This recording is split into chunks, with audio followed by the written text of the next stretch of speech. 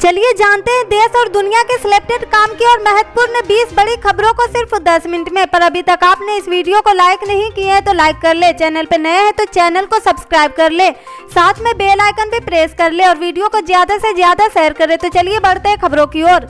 UP चुनाव के लिए मतदान की प्रक्रिया संपन्न होने के बाद अब इलेक्ट्रॉनिक वोटिंग मशीन को लेकर रार चल रही।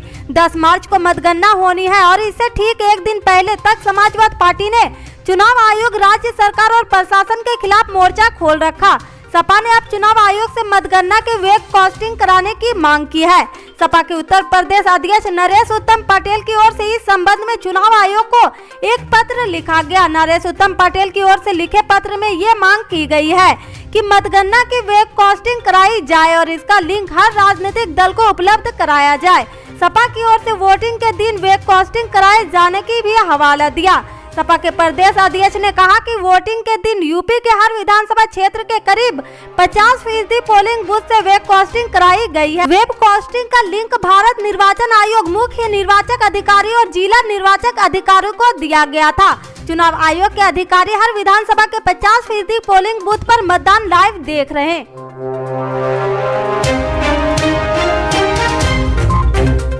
दिल्ली में निकाय चुनाव तारीख के ऐलान से ऐन पहले टल जाने पर मुख्यमंत्री अरविंद केजरीवाल ने बड़ा हमला बोला। केजरीवाल ने कहा कि चुनाव आयोग दबाव में क्यों झुक रहा। मोदी जी अब इस देश में चुनाव भी नहीं कराएंगे। माना जा रहा कि केंद्र सरकार तीनों नगर निकाय को एक करने पर विचार कर रही। राजधानी दिल्ली में होने वाले नगर निगम चुनाव की तारीख का ऐलान आज नहीं हो पाया, जबकि बीती रोज चुनाव आयोग की बैठक में निर्णय लिया गया था कि आज की तारीख ही ऐलान होगा। अब तारीख के टलने पर दिल्ली के मुख्यमंत्री अरविंद केजरीवाल ने बड़ा बयान दिया। केंद्र की भाजपा सरकार पर हमला बोलते हुए केजरीवाल ने ट्वीट किया, क्या केंद्र सरकार किसी चुनाव को टलने या रद्द करने के लिए किसी चुनाव आयोग के निर्देश दे सकती है? किस प्रावधान के तहत? क्या ये दिशा निर्देश है? चुनाव आयोग पर बाध्यकारी है। चुनाव आयोग दबाव में क्यों झुक रहा? मोदी जी अब इस देश में चुनाव भी नहीं कराएंगे। बता दें कि इससे पहले बुधवार को चुनाव आयुक्त इसके श्रीवास्तव ने बताया कि शाम 4:30 बजे केंद्र सरकार से कुछ निर्देश आए हैं, जिसकी वजह से आज तारीखों का ऐलान नहीं हो सकता। उन्होंने कहा कि हमें किसी भी एनसीडी चुनाव चलने के लिए नहीं कहा, लेकिन जो लेटेस्ट डेवलपमेंट हुआ उसके अनुसार विचार करके नई तारीख काम करने पर 5 से 7 दिन का वक्त लगेगा। आपको बता दें कि मंगलवार को आयोग के अधिकारियों के साथ एक बैठक हुई थी, जिसमें आज चुनाव की तारीख का ऐलान करने को लेकर फैसला हुआ था।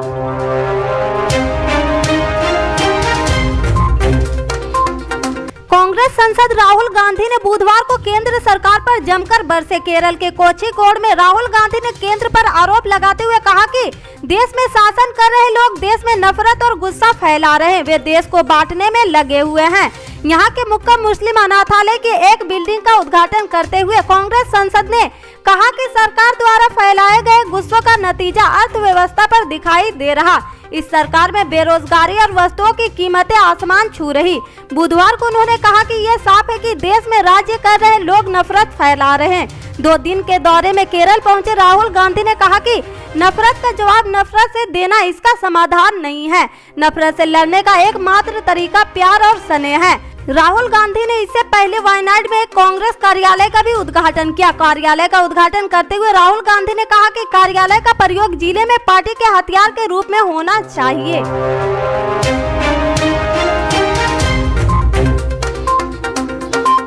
कांग्रेस के वरिष्ठ नेता और पूर्व मुख्यमंत्री हरीश रावत ने 5 राज्यों के नतीजों पर बात करते हुए कहा कि हमारी जितनी ही संभावना पूरी है, हमें पूरा विश्वास है कि स्पष्ट बहुमत मिलेगा। इस बार के चुनाव में जनता ने परिवर्तन का निर्णय किया है, ठीक वैसे ही जैसे कृष्ण ने अर्जुन से कहा कर्म करो। उन्होंने कहा कि उत्तराखंड की जनता ने कांग्रेस से कहा कि आप चुनाव लड़िए, बाकी काम हम कर रहे हैं। हरीश रावत ने कहा कि इस बार बीजेपी की हार निश्चित है, जनता बदलाव चाहती है। एक सवाल के जवाब में उन्होंने कहा कि उत्तराखंड में 48 सीट मिलने का अनुमान है। जब उनसे पूछा गया कि भूपेश बघेल आ रहे तो जश्न मनाने की तैयारी या जश्न में खलल ना पड़े उसकी तैयारी में, तो इसके जवाब में उन्होंने कहा कि बीजेपी जैसे साथी कुछ भी गड़बड़ कर सकते हैं। वो मास्टर ट्रैक रिकॉर्ड देखिए। बीजेपी अविश्वसनीय पार्टी है, कुछ भी सीमा तक गिर सकती है, इसलिए अपने माल की चौकसी करना कांग्रेस का फर्ज है। हमें पूरा विश्वास है कि जनता हमें बहुमत देने जा रही। मगर कुछ लोग जो उन्होंने गोवा और मणिपुर के बहुमत को गड़बड़ा दिया, इसलिए उनके ट्रैक रिकॉर्ड से आशंकित होकर घर मालिक वहीं सजग होता है जो बीच में कुंडा खटखटाते रहता है। उन्होंने कहा कि दोपहर तक कल बीजेपी के हौसले पस्त हो जाएंगे। सीएम उम्मीदवार को लेकर पूछे गए सवाल के जवाब में हरीश रावत ने कहा कि कांग्रेस आपको अच्छा चेहरा देगी।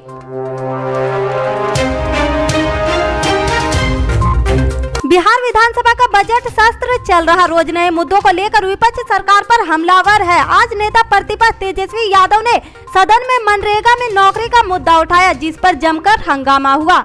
नेता प्रतिपक्ष तेजस्वी यादव ने सरकार पर सदन में फर्जी डाटा पेश करने का आरोप लगाया। उन्होंने मनरेगा में काम देने के मुद्दे पर सरकार को घेरा। तेजस्वी ने कहा कि सरकार के मुताबिक वित्तीय वर्ष 2021 से 22 में कुल 62,09,000 व्यक्तियों ने काम की मांग की थी, जिसमें से 61,97,000 को काम मिला, यानी देश में सबसे अधिक 99.81 व्यक्तियों को काम मिला। साथ ही तेजस्वी ने मनरेगा की साइट पर दिए गए डाटा का जिक्र किया। उन्होंने कहा कि बिहार में टोटल 3,21,76,983 वर्कर्स है, जिसमें मात्र 29.42% यानी 94,66,019 लोग की ही एक्टिव है। बाकियों को सरकार रोजगार नहीं दे पा रही।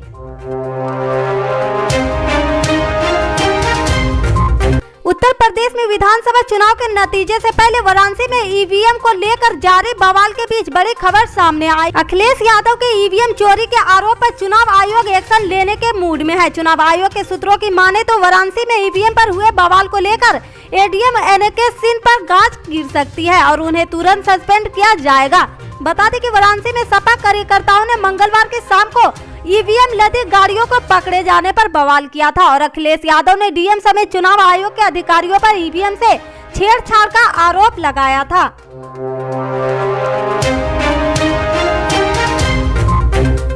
उत्तर प्रदेश विधानसभा चुनाव के लिए आखिरी और 7वें चरण का मतदान सोमवार को संपन्न हो गया। विभिन्न सर्वे एजेंसियों और मीडिया संस्थानों ने एग्जिट पोल में बीजेपी को आसानी से सरकार बनाते हुए दिखाया है। इसके बाद से नेताओं की प्रतिक्रिया भी आनी शुरू हो गई। भारतीय किसान यूनियन के राष्ट्रीय अध्यक्ष बलियान खाप के चौधरी नरेश टिकैत ने धमकी भरे बयान दिए।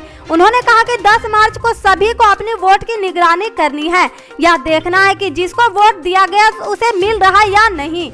साथ ही उन्होंने धमकी देते हुए कहा कि अगर मतगणना के काउंटिंग में धांधली हुई और इसके बाद हालात बिगड़े तो इसके लिए शासन प्रशासन जिम्मेदार होगा। उन्होंने कहा कि मतगणना की पूरी तरह से निष्पक्ष और पारदर्शी होनी चाहिए। मीडिया रिपोर्टर्स के अनुसार नरेश टिकैत ने बीजेपी पर हमला बोलते हुए कहा कि पंचायत चुनाव में भगवा पार्टी ने जमकर सत्ता का दुरुपयोग किया है, जिसे पूरी दुनिया ने देखा था। ऐसे में बीजेपी पर विश्वास नहीं किया जा सकता। विधानसभा चुनाव की मतगणना के दिन भी धांधलेबाजी हो सकती है। पंचायत चुनाव में जनता खामोश थी, लेकिन अब विधानसभा चुनाव में ऐसा हुआ तो उसे बर्दाश्त नहीं किया जाएगा।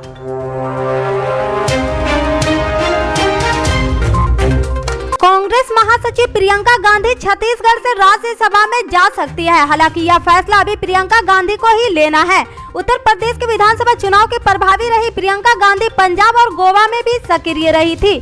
पार्टी सूत्रों का कहना है कि प्रियंका गांधी को उत्तर प्रदेश और अन्य राज्यों में उनके व्यापक प्रचार अभियान को देखते हुए अब राज्यसभा में भेजा जाना चाहिए, ताकि वे पार्टी का पक्ष मजबूती से रख सके। साथ ही सदन के अंदर और बाहर केंद्र सरकार का बेहतर मुकाबला किया जा सके। पार्टी के अनुसार प्रियंका गांधी ने उत्तर प्रदेश में 167 रैलियों को संबोधित किया। कई रोड शो के जरिए उन्होंने पार्टी के लिए प्रचार किया। वे वर्चुअल माध्यम से भी कार्यकर्ता के संपर्क में रही और चुनाव अभियान में प्रियंका गांधी की सक्रियता अन्य राज्यों में देखी गई। इनके कारण पार्टी का अभियान लोगों के बीच तक पहुंचा। पार्टी उन्हें राजस्थान छत्तीसगढ़ से खाली हो रही राज्यसभा सीट से राज्यसभा में भेज सकती है।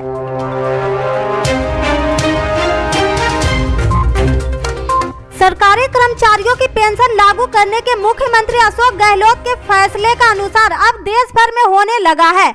अन्य राज्यों की सरकार भी अब इस दिशा में कदम उठाने लगी। छत्तीसगढ़ के मुख्यमंत्री भूपेश बघेल ने अपने राज्य में बजट कर्मियों के लिए पुरानी पेंशन नीति योजना लागू कर दी। राजस्थान प्रदेश कांग्रेस के अध्यक्ष गोविंद सिंह देवटासारा ने छत्तीसगढ़ के मुख्यमंत्री को बधाई देते हुए कहा कि कर्मचारियों के हितों का ध्यान रखते हुए अभूतपूर्व निर्णय लेने वाली राजस्थान की कांग्रेस सरकार की तर्ज पर छत्तीसगढ़ के मुख्यमंत्री ने राज्य बजट में कर्मियों के लिए पुरानी पेंशन लागू कर दी है। मुख्यमंत्री अशोक गहलोत के इस फैसले की पार्टी अध्यक्ष सोनिया गांधी सहित कांग्रेस के वरिष्ठ नेता भी सराहना कर चुके। मुख्यमंत्री अशोक गहलोत ने ट्वीट कर छत्तीसगढ़ के मुख्यमंत्री भूपेश बघेल पेश किए गए शानदार बजट के लिए बधाई दी है। गहलोत ने लिखा कि राजस्थान की तरह छत्तीसगढ़ में भी पूर्व पेंशन योजना लागू करने का फैसला का स्वागत योग्य है। केंद्र सरकार एवं बाकी राज्य सरकारों को भी ओपीसी लागू करना चाहिए।